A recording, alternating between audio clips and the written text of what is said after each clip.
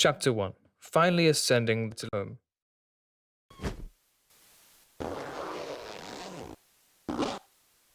As I decided to leave my home planet, I had often wondered what metaphysical and ontological minds might be lurking out there. Beyond, as they said. My capsule was, after all, rather small, and the dress code rather strict.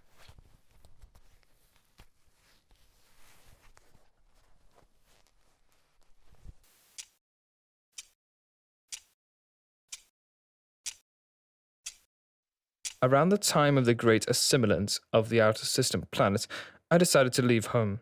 It had never bothered me before, but I felt the state of things becoming increasingly shabby, myself included, and a more tranquil planet might do me some good. The preparations were simple enough, listening to a complétier, get the relevant talks from friends and family, all of which at the time made me ponder how I would remember all this. Needless to say, I decided to record it.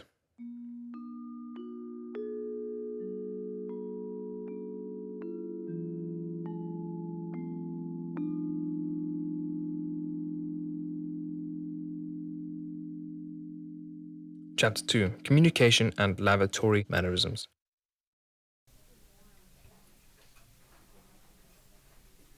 When I was preparing for zero-gravity space, I had many questions such as, which way is up?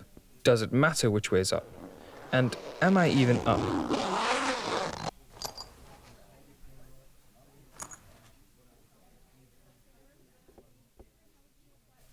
All these questions, as my instructor at the time pointed out, were most likely an indication that I either had too much time on my hands or that I was losing oxygen.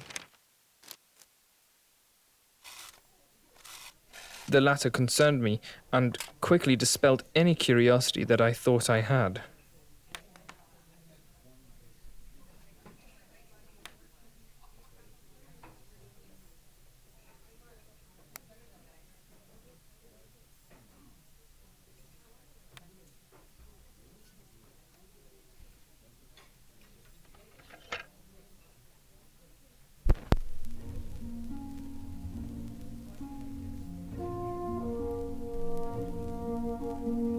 Chapter 7. The Question of Breathing.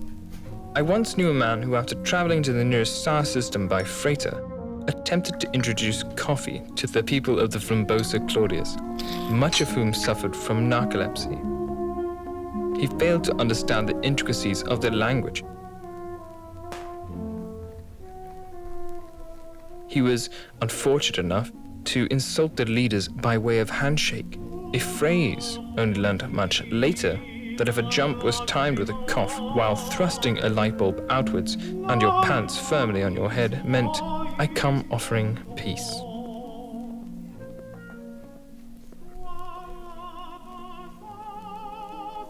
Chapter 23. Appropriate Anger Accounting. I remember once leaving a shell planet for the inner station of the Plume system. The journey back took longer than expected, and I found myself in that very odd place of questioning my sanity. This was, of course, a common occurrence. The key thing to remember was avoid anger, and if one should get upset, redirecting that emotion to something rather than someone.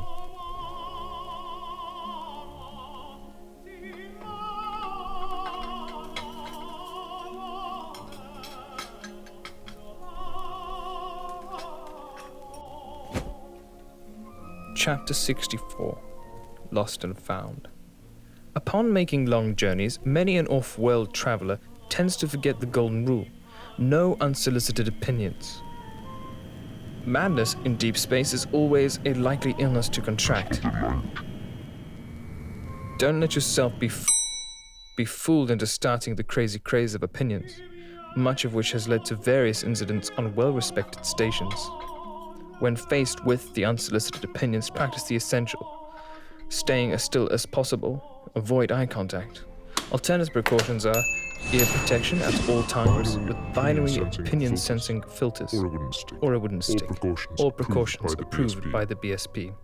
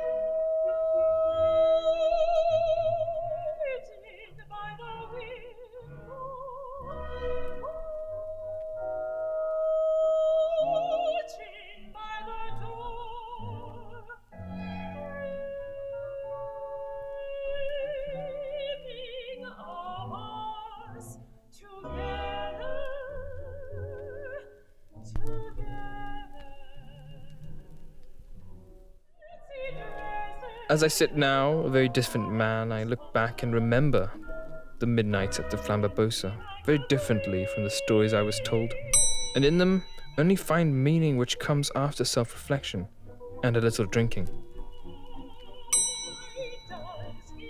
In turn, the only thing I really remember is that it's always midnight at the Flambabosa, no matter where you are.